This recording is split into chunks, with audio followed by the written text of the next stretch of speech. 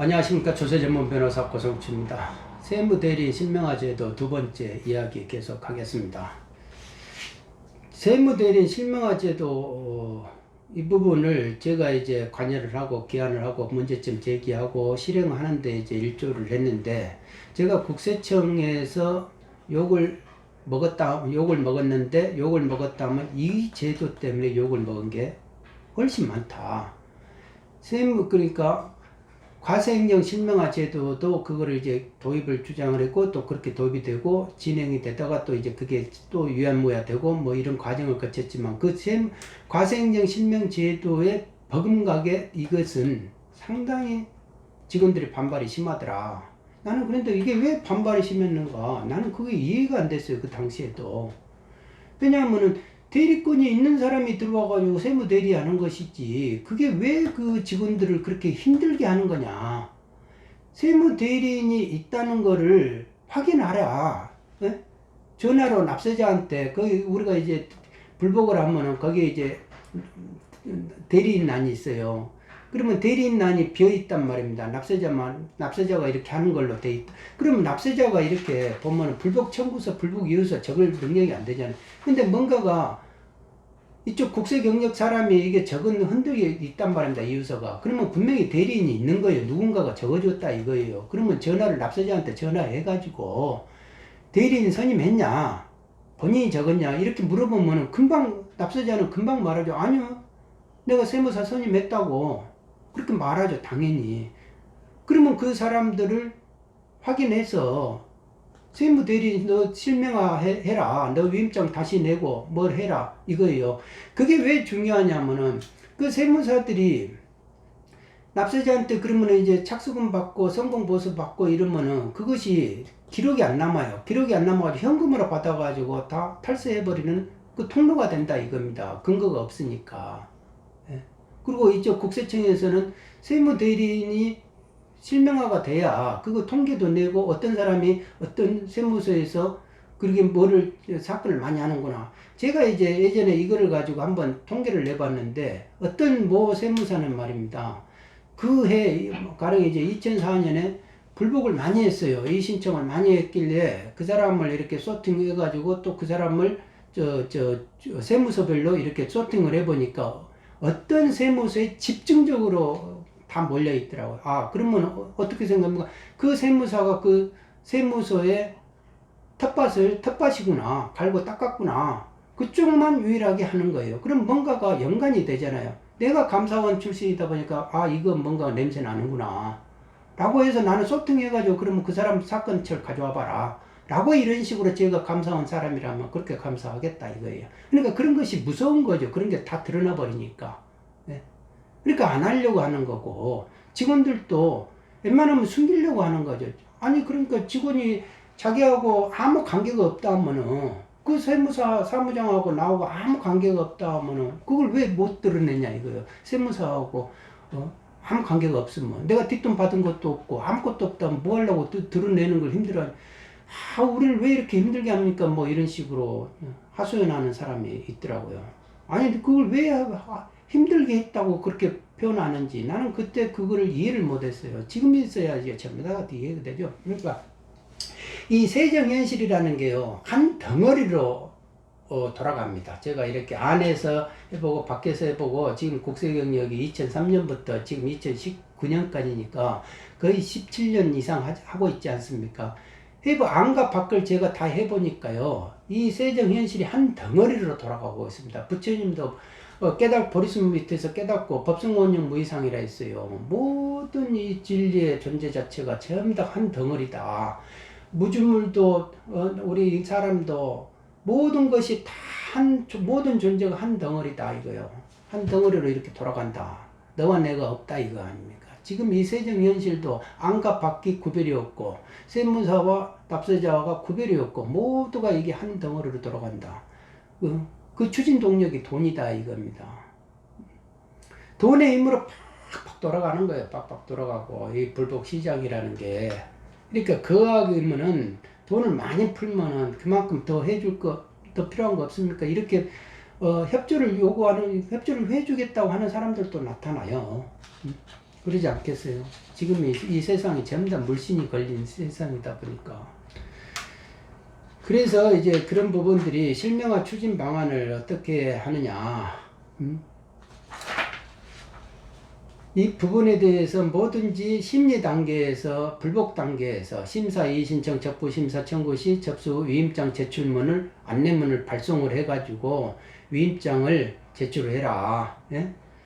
그리고 수임 대리인 명시하지 않은 경우 심리 담당자 면담이라든 관련 서류 열람, 자료 제출 및 의견 진술을 제한한다. 그 전에는 그냥 자료 줘버리고 뭐 이렇게 했다 이거예요. 가르쳐주고 전화해 해가지고 왜 끼리끼리니까 서로가. 그리고 세무대리인 사업자 등록번호를 입력을 하라 이거예요. 입력. 예?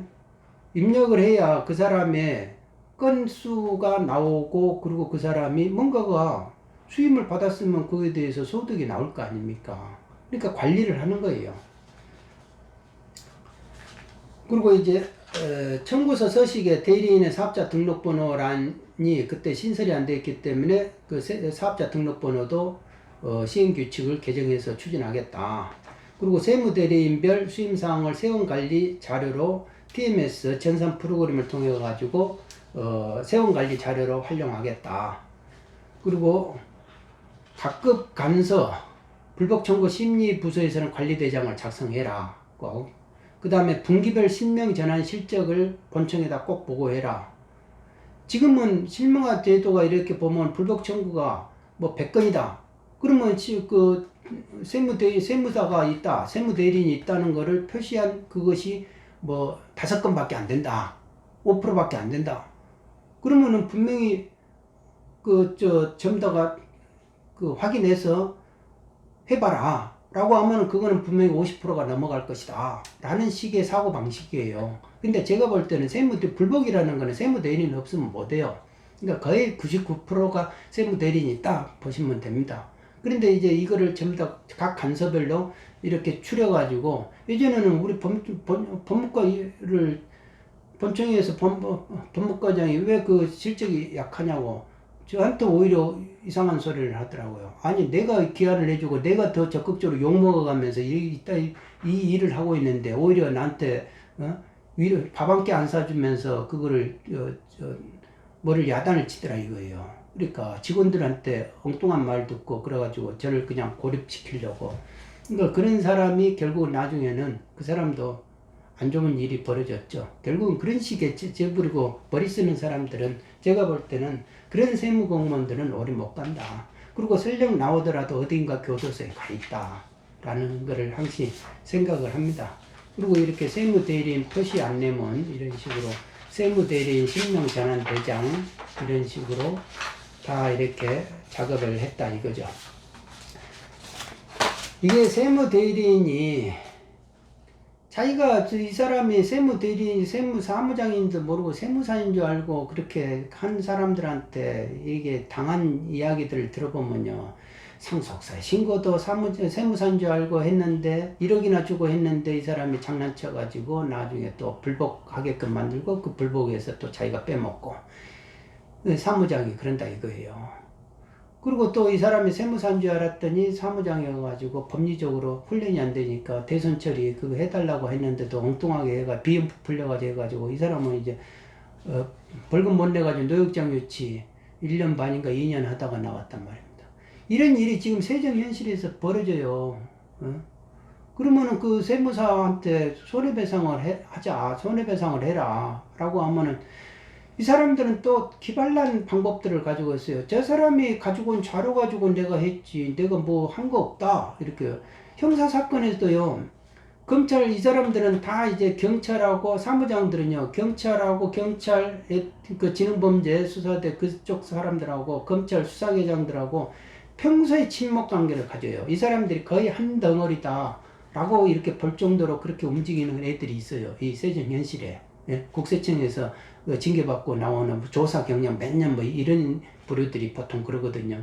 그러면 이런 애들은 가가지고 뭐를 하냐면은, 아니 납세자가 오히려 사무장한테 당했는데 이 사람 납세자가 지가 나한테 오히려 이거를 뭐를 허위 신고 해달라고 자꾸 몇 번이나 와가지고 간청하다 보니까 어쩔 수 없이 했다 라는 식으로 이렇게 말을 하면 수사관은 또 그걸 받아가지고 그대로 받아가지고 납세자한 책임을 물어버리는 거예요. 따지고 보면 신고 책임은 뭐든지 납세자 책임이죠. 가산세도 다 납세자 책임이에요. 알아서 신고해야지 우리가 뭐 어떻게 하느냐. 누가 알아서 해야지. 세무사 사무장은 이제 네가 잘못했으면 네가 책임져라. 그러면 그 납세자는 어떻게 됩니까? 본인이 교도소 가는 거예요. 본인이. 이런 게 이제 지금 이런 게 비일비재하다 이겁니다. 지금 이 세정 현실이 정리가 안 돼 있어요. 정리가. 그러니까 이런 것도 세무사가 세무법인들이 많잖아요. 세무법인들의 각각의 이제 세무사들이 다 대표 세무사들이 존재해야 되는데 이게 이제 제대로 세무사법에 의해 가지고 움직이고 있는지 변호사들도 마찬가지예요. 법무부인이 사무장이 변호사 고용하고 사무장이 세무사 고용하고 그런 데가 더 크다 이거예요. 크다. 이런 건 한번 저 같으면은 한번 일소해 볼 필요가 있다. 5년마다 그 법조 비리 브로커 검찰이 수사하잖아요. 그럴 때 한번 싸그리 한번 해볼 필요가 있다. 저는 그런 생각을 해봅니다. 여기까지 하겠습니다. 감사합니다.